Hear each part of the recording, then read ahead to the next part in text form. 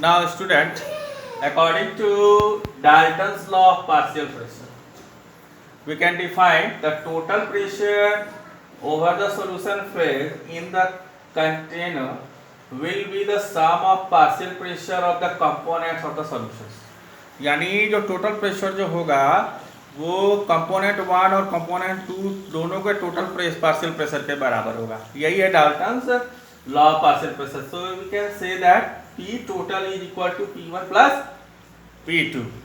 सो जो value P1 और P2 का वैल्यू हम लोगों ने फाइंड किया उसको सब्स्टिट्यूट करते हैं. दोस्तों substituting the P1 and P2 value we get. तो P1 का वैल्यू क्या है x1 P1 not plus P2 का वैल्यू हो गया x2 P2 naught. Okay. Now dear student as a mole fraction तो total mole fraction is equal to 1 होता है. तो x1 equal to 1 minus x2 हो जाएगा. So we can substitute the value here.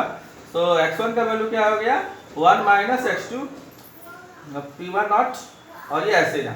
Now if you solve it you will get P1 not and P1 not x2 and x2 P2 not. The common is x2. दोनों में आपका common हो जाएगा x2. So P2 not to 1 minus P2 P1 not 1 bracket close x2. So this is the relationship regarding Dalton's law of partial pressure. Now my dear student, if you want to plot a graph, of a total partial pressure का अगर हम graph plot करते हैं then we'll find like this. So this is a graph. Suppose that P1 not value is indicating here and P2 not value is indicating here.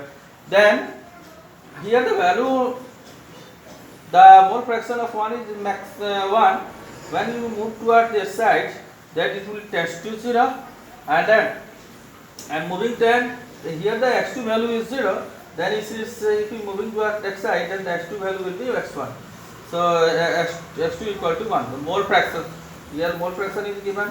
Now if you plotting the value, suppose that for 1 अगर x1 का value 0 से 1 की तरफ tends करता है then इसका value यहाँ P1 not का वैल्यू यहाँ इतना आएगा. तो this is for plot first graph for first. Okay. और P1 का वैल्यू हो जाएगा. Now if you find the second plot is also linear. वो भी लीनियर होगा.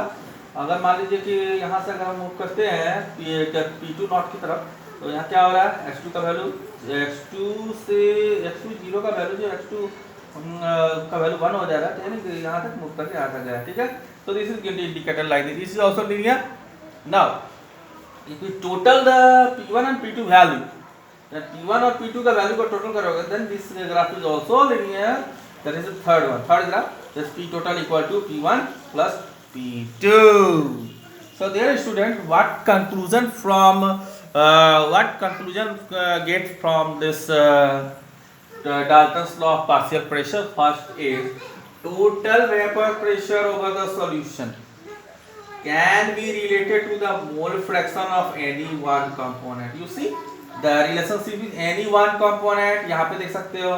यहाँ पे कोई एक कंपोनेंट जैसे x2 का वैल्यू है तो ये x1 कंपोनेंट हो गया. टोटल पार्शियल प्रेशर जो होगा तो टोटल जो वेपर प्रेशर जो होगा किसी एक कंपोनेंट पे डिपेंड करेगा क्योंकि यहाँ पे x2 है. ओके. अगर आप यहाँ पे x2 का वैल्यू सब्स्टिट्यूट करके दूसरा इक्वेशन निकालो तो x1 आ जाएगा. So it is different. Now second point total vapor pressure over the solution varies linearly with the mole fraction of the component 2.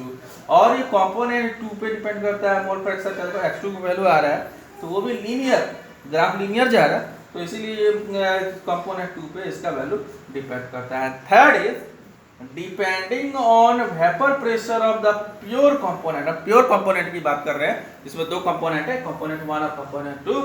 The total vapour pressure over the solution decreases or increases with the increase of the mole fraction of the component 1. अगर component 1 का value बढ़ता या घटता है उस पे आपका total pressure जो वेपर प्रेशर जो होगा वो वैल्यू डिपेंड करेगा. So dear students, all this about. Now if you are plotting a graph, okay, then of plot of P1 और P2 वर्सेस, अगर मान लीजिए P1 और P2 के वर्सेस में हम अगर मोल फ्रैक्शन के से को अगर x1 और x2 से डिनोट करते हैं, for a solution gives a linear plot, और ये इसका जो प्लॉट होगा वो लीनियर होगा, देख सकते हैं ये लीनियर है, यहाँ भी लीनियर है, यहाँ भी लीनियर है। ओके, नाउ दीज लाइंस, इस लाइंस को ये लाइन 1 से डिनोट किया गया और ये लाइन 2 से डिनोट किया गया है। Okay, pass through a point for which x1 and x2 are equal to unity, और एक पॉइंट यहाँ पे देखोगे कि ये दोनों इंटरसेक्ट कर रहा है और यहाँ पे जो वैल्यू होगा इक्वल हो जाएगा और ये यूनिटी के बराबर हो जाएगा। और सिमिलरली अगर हम बात करते हैं तो similarly the plot line third, ये जो थर्ड जो प्लॉट लाइन है of the P total versus x2 is also linear, ये जो P total versus x2 is also linear, ये अभी वो भी आपका लीनियर होता है। the maximum value of partial P total is P1 not, यानी P total का वैल्यू होगा P1 नॉट के बराबर हो जाएगा। ओके, एंड मिनिमम वैल्यू, यहाँ मिनिमम ये कम है और ये ज़्यादा है, तो किसी एक का वैल्यू ज़्यादा होना चाहिए और एक का कम है। अगर हम इसको सपोज करते हैं कि P2 का वैल्यू ज़्यादा है और यहाँ P1 का वैल्यू कम है, तब इसके ग्राफ को हम इस तरह दिखा सकते हैं। So the maximum value is P2 not, assuming that component 1 is less volatile than component 2। अगर मान लीजिए कि दो कंपोनेंट है, उस कंपोनेंट 1 और कंपोनेंट 2 है, तो कोई एक लेस वोलेटाइल होगा और एक ज़्यादा वोलेटाइल होगा, उसके केस में जो ग्राफ होगा हमने इस तरह से प्लॉट किया है, जिसमें P1 नॉट का value is less than P2 not. So my dear student, the composition of vapor phase in equilibrium with the solution is determined by partial pressure of the components। यानी कहने का मतलब ये है कि जो वेपर कंपोजिशन जो वेपर फेज में है, अगर इक्विलिब्रियम में है, उसको डिटरमाइन किया जा सकता है पार्शियल प्रेशर ऑफ कंपोनेंट, यानी पार्शियल प्रेशर ऑफ कंपोनेंट पे उसको पता डिटरमाइन किया जाता है। अगर हम मान लेते हैं कि y1 और y2, ओके, ये दोनों क्या है, मोल फ्रैक्शन है कंपोनेंट 1 और 2 के। अगर मान लेते हैं कि y1 और y2 दो कंपोनेंट 1 और 2 के मोल फ्रैक्शंस हैं, ओके, नाउ रेस्पेक्टिवली हम मान लेते हैं वेपर फेज में है, तो हम Dalton's law of partial pressure से हम कैसे डिनोट कर सकते हैं, Dalton's law of partial pressure. तो Dalton's law of partial pressure जो होगा P1 equal to mole fraction that is y1 P total हो जाएगा, और कंपोनेंट 2 के लिए P2 equal to y2 P total हो जाएगा।